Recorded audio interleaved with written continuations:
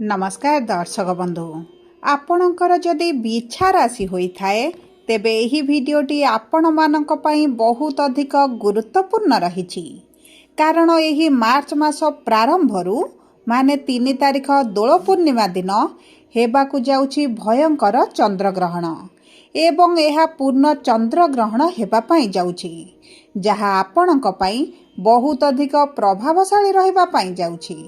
दीर्घ 139 वर्ष परे हेबाकु जाउछि ग्रस्तोदय चंद्रग्रहण एवं एही ग्रहणर प्रभाव संपूर्ण 12टी जाक राशि उपरे रहिबा पई जाउछि। सेथि मध्यरु 6टी राशि उपरे बहुत अधिक शुभ प्रभाव रहिबो एवं 6टी राशि उपरे बहुत खराब प्रभाव पड़िबा पई जाउछि कारण एही चंद्र ग्रहण परठारु ग्रह मानक गोचर रे आसीबो बड़ परिवर्तन। तेणुकरी आपणक पई एही चंद्र ग्रहणटी शुभ ना अशुभ प्रभाव पकाइबो एवं केउ क्षेत्र रे आपणकु अधिक हानि पहुंचाई पारे एवं केते दिन पर्यंत एहार प्रभाव आपणक जीवन रे रहिबो एवं सबुठारु बड़ कथा हैला केउ दिग प्रति अधिक सावधान रहिबार आवश्यकता रहिछि एही भिडियो रे विस्तृत भाव रे जणाइबी। सेतिपाई आपण आपणकर मूल्यवान 10 मिनिट समय आपण निज पाई दियंतु एवं जानतु ग्रहणर प्रभाव आपणक पाई केमिति रहिबो। किंतु भिडियोटी आरंभ करिबा पूर्वरु जदि आपणकर भी बिछा राशि होइथाए एवं आपण भी ईश्वर को आंतरिक भक्ति एवं विश्वास करंती तेबे भिडियोटी को लाइक करंतु। कमेंट बॉक्स रे जय जगन्नाथ जय मां लक्ष्मी अवश्य लिखि दियंतु। ता सहित आम सह जोगाजोग करिबा पई भिडियोर मध्य भाग रे एक व्हाट्सएप नंबर टी दिया जाइछि जो नंबर साहाय्य आपण आम सह जोगाजोग करी निजर नूतन कुंडली प्रस्तुत करि परिबे कुंडली विश्लेषण कराई परिबे किंबा आपणकर चाकरी विवाह व्यवसाय प्रेम संपर्क शिक्षा स्वास्थ्य को नै किछि समस्या रहिछि तार सहजरे एवं स्वल्प मूल्य रे समाधान करि परिबे। सेतिपाई आपण आम सह भिडियोर शेष पर्यंत जोड़ी होई रुहंतु एवं व्हाट्सएप नंबर माध्यम रे आम सह जोगाजोग करी खूब कम मूल्य रे आपणक समस्यार समाधान करंतु।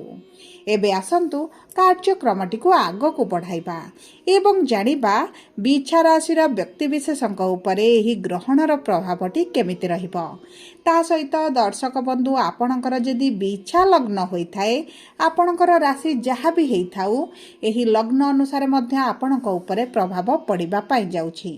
एबे आसंतु जानिबा आपणक नक्षत्र अनुसार केउ क्षेत्र गुड़िकर कि प्रकार प्रभाव पड़िबा पाई जाउछि कारण आपणक नक्षत्र अनुसार आपणक उपरे प्रभाव भिन्न भिन्न रहिबो।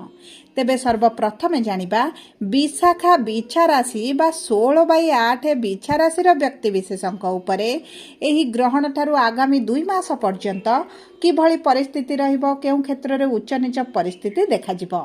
देखंतु आपणकर नक्षत्राधिपति हेउछंती देवगुरु बृहस्पति एवं बृहस्पति विराजमान करछंती अष्टम भाव रे एवं गुरुंकर सप्तम दृष्टि रहउची आपणक धनर भाव उपरे एवं नवम दृष्टि रहउची आपणकर सुख सुविधा भोग विलास ऐश्वर्यर गृह उपरे। तेणुकरी आपणकर एही दोल पूर्णिमा बा ग्रहण पर ठारू आपणक सुख सुविधा भोग विलास रे वृद्धि घटिबो। आपणकर जदि मांकर स्वास्थ्य रे किछि समस्या थिला सेतिरे आपण परिवर्तन देखिबे एवं ता सहित जदि आपण किछि गाड़ी घर जान प्रॉपर्टी किछि एई भଳି किनिबा पई चाहुचंती तेबे मध्य आगामी 2 मास आपणक पई अति उत्तम समय रहिबो। आपण किछि नूतन गृह प्रवेश करि पारंती नूतन घर प्रतिष्ठा करि पारंती किंबा आपणकर जदि किछि शुभ कार्य करिवार रहिछि तेबे मध्य आपणक पई अति उत्तम रहिबो। किंतु एही समय मध्य रे जदि आपणकर पैतृक संपत्ति को नै किछि डिस्प्यूट चलिछि तेबे सेति प्रति आपणको टिके सचेतन रहिबा को पड़िबो कारण आपणक पैतृक संपत्ति को नै किछि ना किछि त समस्या आपण देखि पारंती। देखंतु आपणकर धनर भाव को गुरुंकर 11 मार्च परे मार्गी दृष्टि जेहेतु रहिबो आपणकर आर्थिक स्थिति रे आसीबो बड़ परिवर्तन। आपणकर अर्थर समस्या को नै जे करज बढ़ी जाइछि लोन बढ़ी जाइछि आपण चिंतित रहिचंती आपणक मानसिक स्वास्थ्य भल नाही पारिवारिक स्थिति मध्ये भल आसु नाही तेबे सेथिरे आसीबो परिवर्तन। जदि अचानक किछि आपणको धन प्राप्ति होई पारे कोनोसे ना कोनोसे सूत्ररु आपणको धन मिली पारे एवं आपणकर धन को केंद्र करी जदि किछिटा कार्य आपणकर अटकी रहिछि ताहा मध्ये आपणकर संपूर्ण होई जिवो। तेणु करी चिंतार कोनोसी विषय नाही। एबे आसंतु जानिबा अनुराधा बिछा राशिर व्यक्ति ବ୍ୟକ୍ତିବିଶେଷଙ୍କର ଏହି ଚନ୍ଦ୍ରଗ୍ରହଣ ପରଠାରୁ ଆଗାମୀ 2 ମାସ କେମିତି ରହିବ। ଦେଖନ୍ତୁ, ଆପଣଙ୍କର ନକ୍ଷତ୍ରାଧିପତି ହେଉଛନ୍ତି ଶନି ଏବଂ ଶନି ବିରାଜମାନ କରିଛନ୍ତି ପଞ୍ଚମ ଭାବରେ ଏବଂ ଶନିଙ୍କର ଚତୁର୍ଥ ଦୃଷ୍ଟି ରହୁଛି ଅଷ୍ଟମ ଭାବକୁ। ତେଣୁକରି ଯଦି ଆପଣ କିଛି ଉଚ୍ଚଶିକ୍ଷା କରିବା ପାଇଁ ଚାହୁଁଥିଲେ କିମ୍ବା ଆପଣଙ୍କର ପୂର୍ବରୁ କିଛି ଅଭ୍ୟାସ ରହିଥିଲା ଶିକ୍ଷା ସମ୍ବନ୍ଧିତ, ଯାହା ଆପଣ ପୂରଣ କରିବା ପାଇଁ ଚାହୁଁଥିଲେ ତାହା ଆପଣଙ୍କର ପୂରଣ ହୋଇଯିବା ପାଇଁ ଯାଉଛି, କିନ୍ତୁ ଆପଣଙ୍କ ଶିକ୍ଷା କ୍ଷେତ୍ରରେ ଆପଣଙ୍କର ଅନ୍ୟମନସ୍କ ହୋଇପାରନ୍ତି, ପାଠଠାରୁ ମନ ହଟିପାରେ, ମନରେ ବିଭିନ୍ନ ପ୍ରକାର ଭୟ ଆସିବ, ବିଭିନ୍ନ ପ୍ରକାର ଚିନ୍ତା ମଧ୍ୟ ବଢ଼ିପାରେ। କାରଣ ଶନି ଆପଣଙ୍କର ପଞ୍ଚମ ଭାବରେ ବିରାଜମାନ କରି ଆପଣଙ୍କର ଶିକ୍ଷା କ୍ଷେତ୍ରରେ କିଛିଟା ସମସ୍ୟା ସୃଷ୍ଟି କରିପାରନ୍ତି। ତା ସହିତ ଯଦି ଆପଣଙ୍କ ପ୍ରେମ ସମ୍ପର୍କରେ ରହିଛନ୍ତି, ପ୍ରେମ ବିବାହ କରିବା ପାଇଁ ଚାହୁଁଛନ୍ତି, ତେବେ ଆପଣଙ୍କ ପାଇଁ ଅତି ଉତ୍ତମ ରହିବ। ଆପଣଙ୍କ ବିବାହ ପାଇଁ ମଧ୍ୟ ଅତି ପ୍ରବଳ ଯୋଗ ବନୁଛି।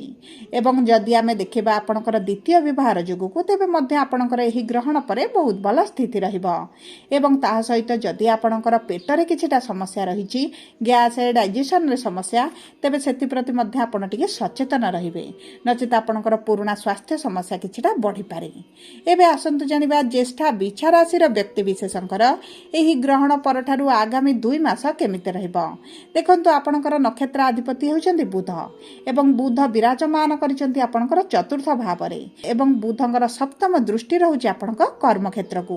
ଆପଣଙ୍କର ଯଦି ନୂତନ ଚାକିରିର ସନ୍ଧାନରେ ରହିଛନ୍ତି, ତେବେ ଆପଣଙ୍କୁ ଚାକିରି ପ୍ରାପ୍ତି ହୋଇପାରେ।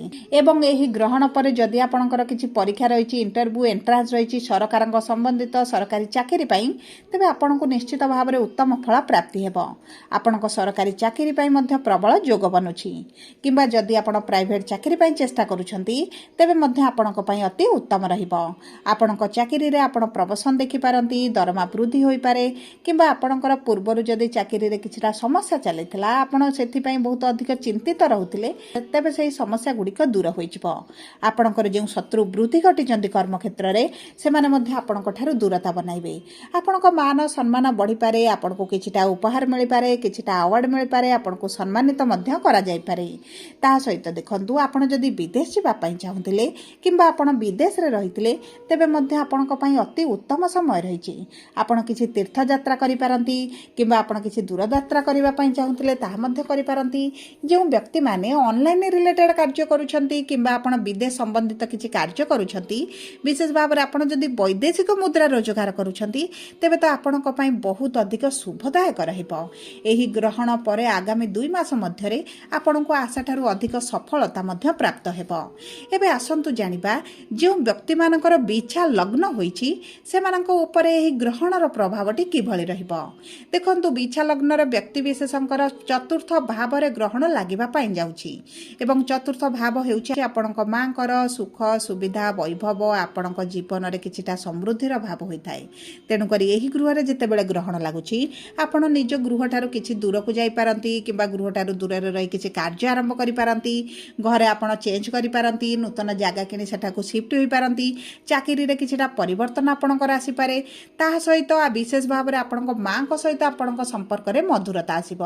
ପୂର୍ବରୁ ଯଦି ପାରିବାରିକ ସ୍ଥିତି ଆପଣଙ୍କର ଅଶାନ୍ତିରେ ଥିଲା, ଆପଣ ପରିବାର ମଧ୍ୟରେ ଶାନ୍ତି ଅନୁଭବ କରିପାରୁନଥିଲେ, ତେବେ ମଧ୍ୟ ଆପଣ ସେଥିରେ ଶୁଭ ପରିବର୍ତ୍ତନ ଦେଖିବେ। ଏବଂ ତା ସହିତ ରାହୁଙ୍କର ପଞ୍ଚମ ଦୃଷ୍ଟି ଯେହେତୁ ଆପଣଙ୍କର ଭାଗ୍ୟର ଭାବ ଉପରେ ରହୁଛି, ଆପଣଙ୍କ ଭାଗ୍ୟ ଆପଣଙ୍କର ସାଥ ଦେବ। ଆପଣ ଚାଲାକ ଚତୁର ବୁଦ୍ଧିମାନ ହୋଇ ନିଜର କାର୍ଯ୍ୟଗୁଡ଼ିକୁ ହାସଲ କରିବେ ଏବଂ ଆପଣଙ୍କ ଶତ୍ରୁମାନଙ୍କୁ ଚିହ୍ନଟ କରି ମଧ୍ୟ ସେମାନଙ୍କ ଠାରୁ ଦୂରତା ବନାଇବେ। ମୋଟାମୋଟି ଭାବେ ଦେଖିବାକୁ ଗଲେ ଏହି ଗ୍ରହଣ ପରଠାରୁ ଆପଣଙ୍କ ଜୀବନରେ ବିଶେଷ ଭାବରେ ଅଧିକ ଖରାପ ପ୍ରଭାବ ପଡ଼ିବ ନାହିଁ। ତେବେ ସବୁ ପରେ ଅଶୁଭତ୍ୱକୁ ଦୂର କରି ଶୁଭାଶୁଭ ଫଳକୁ ବୃଦ୍ଧି କରିବା ପାଇଁ ଆପଣ ଏହି ଚନ୍ଦ୍ରଗ୍ରହଣ ସମୟରେ ମହାମୃତ୍ୟୁଞ୍ଜୟ ମନ୍ତ୍ର ଜପ କରନ୍ତୁ କିମ୍ବା ଆପଣ ବିଷ୍ଣୁ ସହସ୍ର ନାମ ପାଠ କରନ୍ତୁ କିମ୍ବା ଶୁଣନ୍ତୁ। ତା ସହିତ ଆଗାମୀ ଗୁରୁବାର ଦିନ ହଳଦୀ ରଙ୍ଗର ଖେଚୁଡ଼ି ବନାଇ ମହାଦେବଙ୍କ ପାଖରେ ଭୋଗ କରନ୍ତୁ କିମ୍ବା ଛୋଟ କନ୍ୟାଙ୍କ ମଧ୍ୟରେ ତାକୁ ବିତରଣ କରିଦିଅନ୍ତୁ। ଏବଂ ଶନିବାର ଦିନ ଅଶ୍ୱସ୍ଥ ବୃକ୍ଷ ମୂଳରେ ସୋରିଷ ତେଲର ଦୀପ ଲଗାନ୍ତୁ କିମ୍ବା ଶନିଙ୍କ ମନ୍ଦିରରେ ସୋରିଷ ତେଲର ଦୀପଟିଏ ଅର୍ପଣ କରନ୍ତୁ ଏବଂ ଚେଷ୍ଟା କରନ୍ତୁ ହନୁମାନ ଚାଳିଶା ଆଗାମୀ 2 ମାସ ପର୍ଯ୍ୟନ୍ତ ପାଠ କରିବା ପାଇଁ।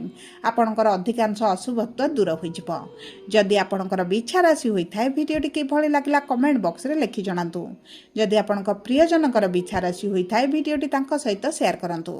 ଯଦି ପ୍ରଥମ ଥର ଆମ ଚ୍ୟାନେଲକୁ ଆସିଛନ୍ତି, ଚ୍ୟାନେଲଟିକୁ ସବସ୍କ୍ରାଇବ୍ କରନ୍ତୁ। ଧନ୍ୟବାଦ।